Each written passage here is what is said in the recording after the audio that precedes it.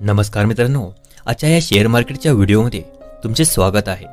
जर तुम्हाला सुद्धा आता शेअर मार्केट सुरू करायचं आहे, परंतु तुमच्या डोक्यामध्ये अनेक प्रश्न आहेत की खरंच शेअर मार्केटमधून पैसे कमवता येतात का? काय लॉस भरपूर होतो? तर मित्रांनो, तसं काहीही नाही। येथे भरपूर पैसे कमवता पण येतात आणि लॉस पण करतात। तर मित्रांनो, लॉस करण्याचं कारण एकच असतं, ते विदाऊट नॉलेज शेअर मार्केट सुरू करतात। तर आपण तसं करायचं नाही आहे। तर सुरुवातीच्या वेळी नवीन लोकांना काय करायचं, कसं करायचं समजत नाही।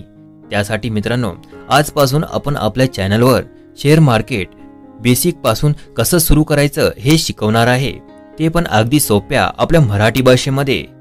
जर तुम्ही शेअर मार्केट शिकण्यासाठी खरंच सिरियस असाल तर आताच चॅनलला सबस्क्राइब करून ठेवा।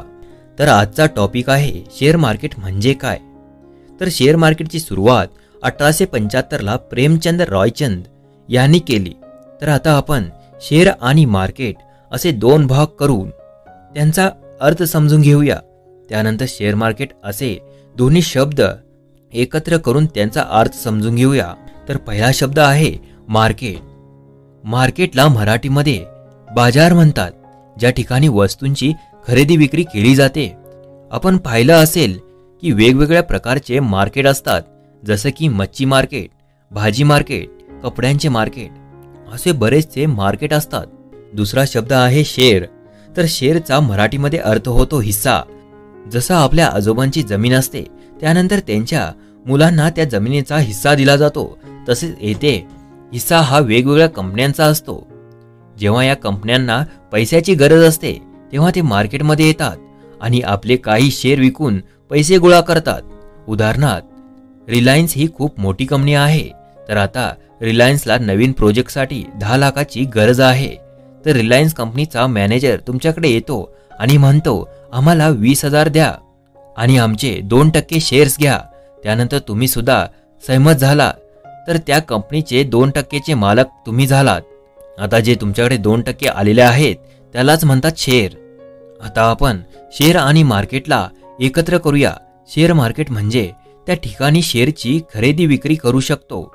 इथे आपल्यासारखेच लोक येतात, जे की आपल्या आवडीनुसार वेगवेगळ्या शेअरची खरेदी विक्री करतात।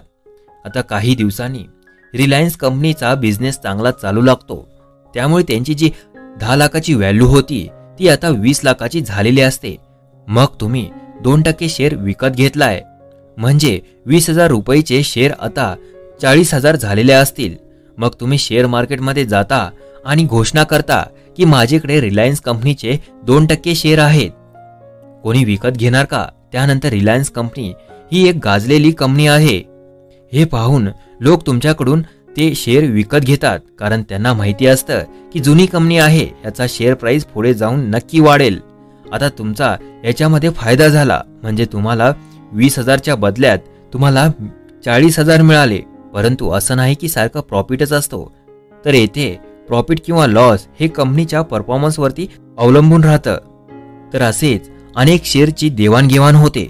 तुम्ही जर अजून शेअर मार्केटमध्ये पाहिलात तर बरेच प्रकार आहेत, ते आपण आपल्या मराठी भाषेमध्ये सोपं करून समजून घेणार आहोत।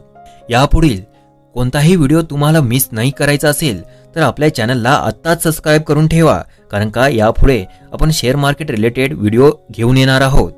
आणि मित्रांनो, आजचा हा व्हिडिओ तुम्हाला समजला का हे कमेंटमध्ये नक्की सांगा।